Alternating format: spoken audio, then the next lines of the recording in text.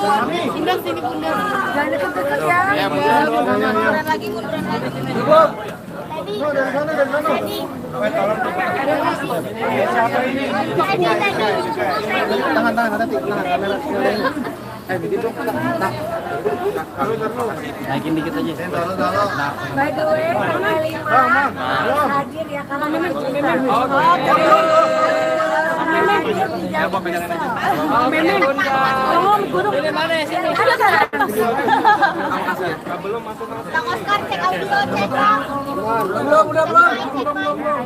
Aduh, Ocot jangan ditiban gitu dong. Ayo, gimana? Ayo. Kabelnya ini kurang panjang kabelnya nih. Neng, Ocot. ayo teman-teman dimulai. Tolong punya Ocot itu ditiban-tiban. Bun, gimana Bun? Akhirnya semakin luas lagi nih bergabung buat teman-teman media yang tahu gimana dulu yayasan aku Deha Armansyah ini berdiri sendiri kan kita kayak mulai dari bangun rumah orang atau misalnya kasih bantuan itu kan semua dari pribadi ya gitu. Aku merasa kayak bantu hilang gitu. Aku tuh merasa kayaknya aku butuh yang lebih besar daripada itu gitu. Dan akhirnya ketika dengan program-program Deha Armansyah kemarin aku mikir gimana bisa ngasih bantuan ke orang lain atau misalnya lewat, apalagi aku concern banget sama masalah pendidikan dan anak ya gitu. Dan aku tidak ada maksudnya niat aku tuh karena mau begini makanya aku sosial, karena aku dari hampir 12 tahun ya aku melakukan hal ini. Akhirnya begitu ditawarin sama kita ngobrol sama Ci Airin, yuk kita buat satu yayasan yang lebih besar, yang skupnya bantuannya bisa juga lebih besar. Dengan alhamdulillah sekarang udah ada 600 anak under kita yang benar-benar kita support kehidupannya gitu. Dan kita happy banget dengan apa yang udah kita lakukan, padahal kita baru. Nah, hari ini tuh sebenarnya bukan press con tentang Passion of Love-nya, karena Passion of Love itu udah 3 bulan dan kita hari ini alhamdulillah diterima oleh organisasi yang lebih besar lagi, yaitu Lions Club, untuk dijadikan salah satu member dari mereka, karena ini kan organisasi yang mendunia ya gitu. Jadi kalau kita mau minta bantuan yang lebih besar lagi, mudah-mudahan kita juga support gitu. Dan alhamdulillah visi aku dengan adanya Dokter Nevia, Ci Airin, Mbak Sally, ada dan lain-lain semua yang ibu-ibu yang di situ niatnya tuh sama gitu. Mau kita udah umur segini, kita apalagi sih yang mau kita pikirin di dunia ini gitu. Dan yang kedua, kita mengajarkan anak-anak kita bahwa hidup kalian itu udah enak gitu. Kalian bukan hanya hidup untuk diri sendiri, tapi kalian hidup untuk bisa membantu orang lain gitu. Karena di agamaku diajarkan bahwa apa yang kita dapat aja kita harus membagi beberapa persen untuk orang lain gitu. Jadi kita hidup sebenarnya untuk membantu orang yang membutuhkan gitu. Makanya itulah dibutuhkannya orang-orang yang mampu untuk membantu yang nggak mampu gitu. Jadi mudah-mudahan dengan kegiatan kita hari ini yang continue, kalau ini kan udah yayasan yang lumayan besar ya, jadi kita akan melakukan program-program yang continue. Nanti mungkin teman-teman kalau memang mau gitu untuk ikut kita jalan pada saat proses kita ngumpulin anak-anak itu, nanti akan dibuat oleh Arsi. Nanti juga aku akan memberi kelas, misalnya kelas bagaimana kan banyak sekarang kayak dibully, diperkosa sama keluarga terdekat, semua nggak berani speak up. Dan hati-hati loh, korban pemerkosaan anak pada anak itu terjadi selalu dari orang terdekat, dan mereka nggak mau ngomong karena takut keluarga sendiri, om sendiri, apa sendiri gitu kan. Kalau orang luar mereka bisa teriak ke orang tuanya. Nah itulah concern kita. Dan juga kalian juga perlu tahu bahwa tingkat HIV di Indonesia ini sangat besar. Hanya saja yang dilaporkan itu sedikit. Karena apa? Karena orang malu dan mau tes HIV itu kayak masih tabu gitu.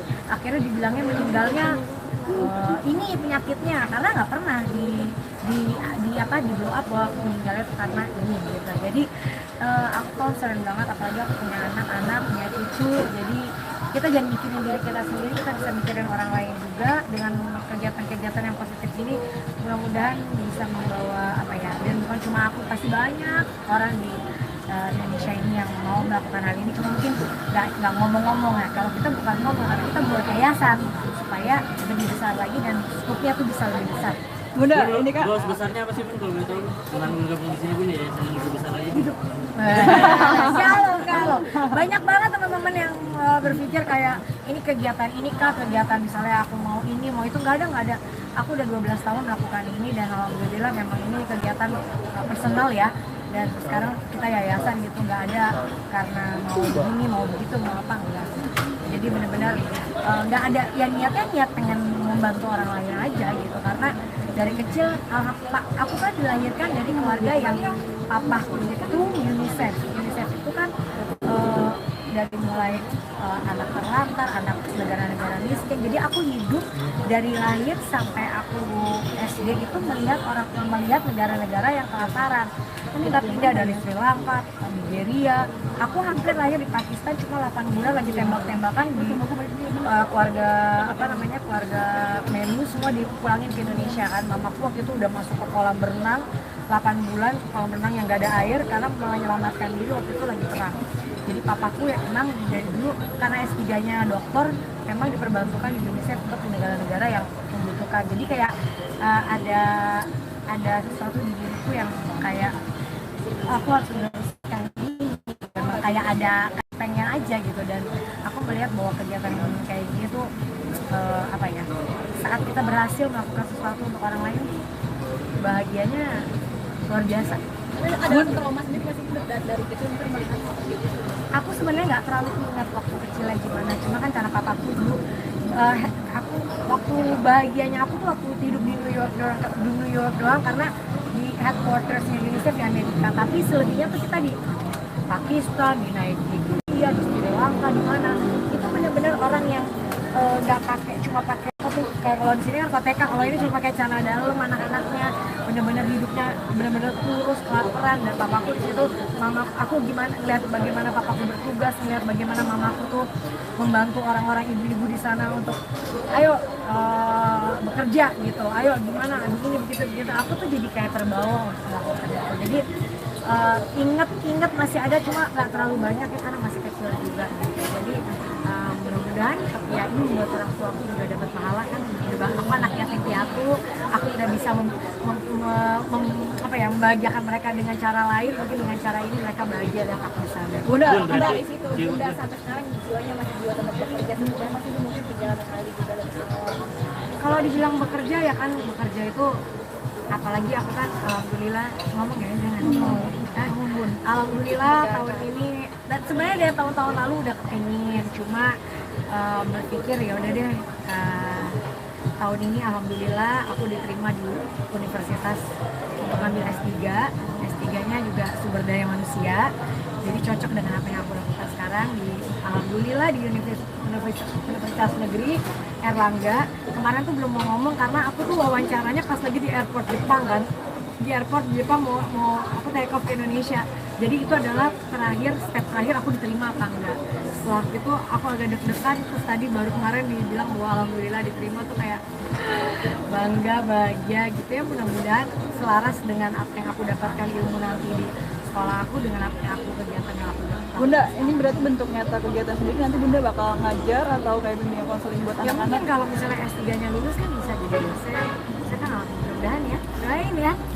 Karena memang aku ngambil sesuatu yang aku suka gitu, yang aku memang ingin tahu, yang aku memang ingin pelajari, bukan sesuatu yang sekolah, pengen sekolah aja, enggak gitu. Kayak waktu aku ngambil S2 bisnis, karena S1-nya politik, terus aku kerja bisnis, gak ngerti bisnis sama sekali, lagi ambil arsya gede, akhirnya ngambil bisnis kan jadi paham. S3-nya kenapa ngambilnya nggak bisnis lagi tapi ini, karena aku mungkin karena umur 40 tahun ini ya, jadi kayak visi misi dalam hidupnya tuh udah mulai berubah. Bunda, apa itu tuh yang dicari untuk ilmu sertifikat itu juga udah sukses, apalagi itu yang dicari dari orang. Sebenarnya bukan apa yang dicari, tapi yang namanya aku selalu ngajarin anak-anak gitu bahwa bukan sekolah aja ya, ilmu tuh bisa dapat bukan hanya dari sekolah, dari belajar, dari baca buku, dari mana-mana bisa kita belajar. Kayak ada orang yang nggak sekolah tiba-tiba bisa sukses kan ya, jadi kita nggak bisa patokannya adalah oh sekolah pasti sukses, enggak ya, tapi sekolah itu banyak mengajarkan kita aturan. Kayak banyak banget anak-anak yang bilang oh, itu Asya kayak liburan mulu homeschooling ya, enggak, Asya tetap sekolah dan alhamdulillah Asya nilainya A, paling B-nya cuma 2 gitu, karena dia belajar, dia sekolah, dia belajar. Tapi aku juga nggak mau menghilangkan waktu masa-masa dia untuk saat kita pergi ya dia ikut. Kenapa? Karena masa-masa mainnya dia kan masih SD juga gitu, jadi kita balance lah gitu. Itu sih, jadi kegiatan ya kayak aku sekarang alhamdulillah kan nanti mau ngeluarin single solo setelah sekian lama duet terus ini mau ngeluarin apa solo lagi gitu, jadi agak deg-degan juga. Kalau kuliahnya masuknya September ya, Insya Allah September gitu. Jadi ya aku kan orangnya emang nggak bisa diem kali ya gitu, jadi yang ngurus anak suami tetap, kerja tetap. Alhamdulillah sekarang punya kegiatan baru yaitu kuliah, jadi kayak jadi mahasiswa lagi itu satu hal yang, dan di universitas yang menurut aku apa ya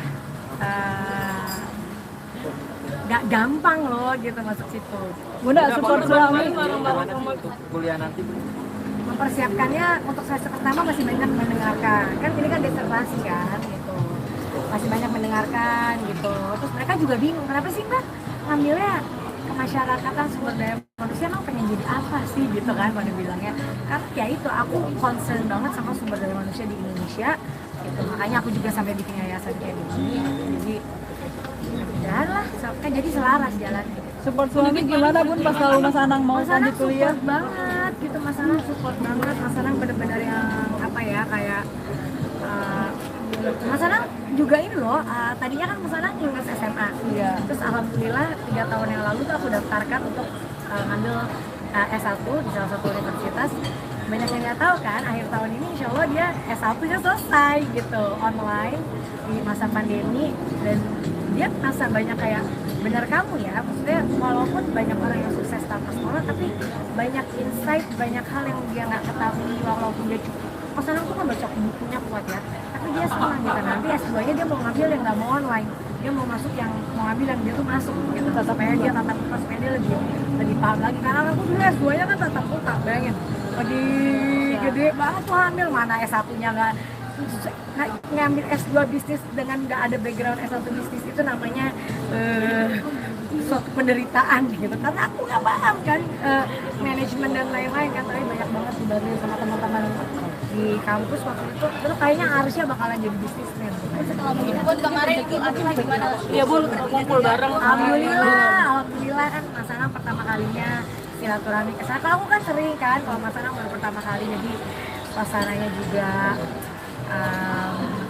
apa ya, bahagia suasananya kan. Aku tuh suka sedih gitu, banyak banget kayak netizen yang kayak selalu aja ada aja yang buat jadi kayak gak enak terus. Padahal kemarin tuh kumpul tuh ngerasa indahnya tuh luar biasa banget loh gitu, terasa bahagia banget. Dan aku kerjain loh, jarang-jarang Pak Raul, Abi, Mas Anang joget kan, aku bikinin TikTok buat promosiin lagu baru aku gitu, dan mereka pada support banget gitu. Jadi apa, senang banget. Itu susah nggak sih Bun ngaturnya, itu kan banyak generika juga akhirnya ngumpul. Susah apa gampang Bun? Enggak, karena kan kemarin kan aku kan ke Bogor karena mamaku ada orang Bogornya, jadi aku sekali pengen korban di sana gitu. Ada di beberapa tempat juga kita, cuma kita pengen ke Bogor lah gitu. Nah akhirnya ya udah Mbak Kadek bilang ya udah deh ngumpul aja di rumahku semuanya gitu. Ya udah Mas Anang bilang ayo kita datang pulang dari Bogor, kita mampir ke sana. Yang bilangnya mau mampir, kita ada 5-6 jam ya di sana, jadi betah. Bun banyak bilang makin kompak, makin kompak, makin harmonis keluarganya semuanya di Gen juga. Atau juga Bun seperti apa nih Bun? Selalu harmonis dan akan insya Allah mudah-mudahan selalu seperti itu. Kesehatan Sial gimana Bun? Aku pun mungkin kesehatannya sendiri. Iya ini aku mau besok kan mau ke Batam buat pembukaan Lurnier. Terus aku mau ke Singapura sehari karena memang belakangan ini muka aku kadang kepes, kadang muka kan gitu, walaupun ada langsing kan. Iya badannya langsing, tapi mukanya kadang suka kalian, jadi banyak yang DM aku, kadang mukanya badannya kok tetap mukanya kadang cabi, kadang langsing itu karena kan aku masih minum obat nih. Jadi aku mau berangkat juga sehari buat check up lagi karena ada suka gatal gitu. Bun update yang ini dong Bun, yang kehilangan kemarin itu gimana Bun? Mana ada Bun kehilangan sekolah Bun. Bun mana Aminah sekolah jangan Bun. Kemarin kehilangannya gimana Bun? Udah di Jepang siapa? Bahasa lagi. Bun yang Aminah sekolah Bun. Kalau nggak datang nyesel. Bun Aminah kemarin sekolah langsung gimana Bun? Bun Bun.